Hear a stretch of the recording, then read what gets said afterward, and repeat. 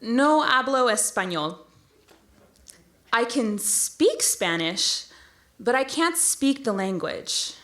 In too deep to be an Osabo kid, but not enough for me to carry a conversation without reaching for the words.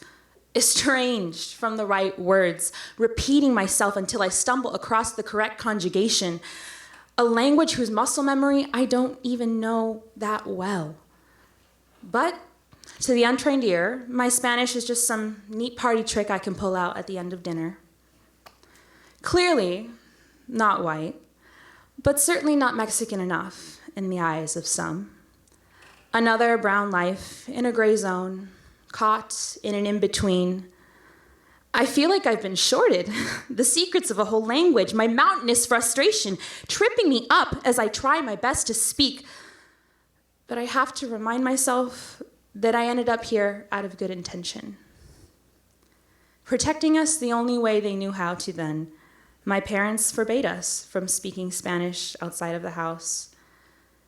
These two ambitious parents quickly realized that the white neighborhood we lived in was safe, but not for us.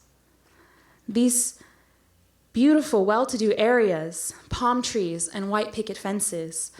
Santiago Drive was home to racism, and now this Latino family of four. Unmistakable bigotry, rearing its head in ways both creative and direct.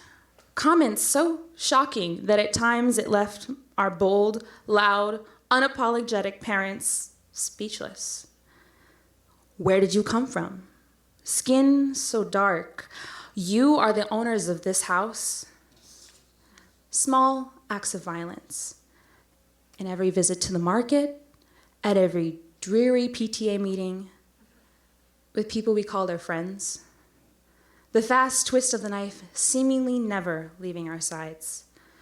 And I allowed each comment to water down my heritage until I resembled a watery café de olla, the kind that you'd buy at the new coffee shop that just gentrified your neighborhood. Because nothing stings more than an elder's look of disapproval for not being able to respond in their native tongue, for returning their question with a blank stare. Shameful. Pero te prometo que ahí está, dentro de mi alma, entiendo las palabras antes de que me tengan en sentido en mi cabeza, but I suppose I didn't know I didn't have to be fluent. I didn't have to be fluent to know that what I didn't know could still hurt me.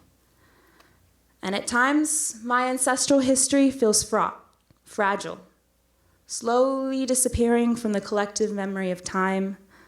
I remind myself that the only way that I come closer to holding on to them is not by knowing what these words mean, but by knowing how they live on through people like myself. Y yo soy Sofia. Yo sé quién soy. I am made up of all of the people who came before me.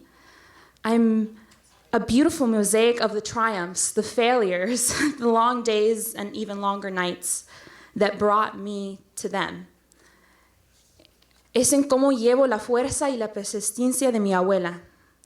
Así es en cómo leo los libros que me dejó mi papá. Es en cómo me presento con el encanto de mi mamá, construido a su semejanza. It is how my heart swells with emotion, strong enough to knock down borders. And somehow, it is through them that I feel like I've lived 1,000 lives.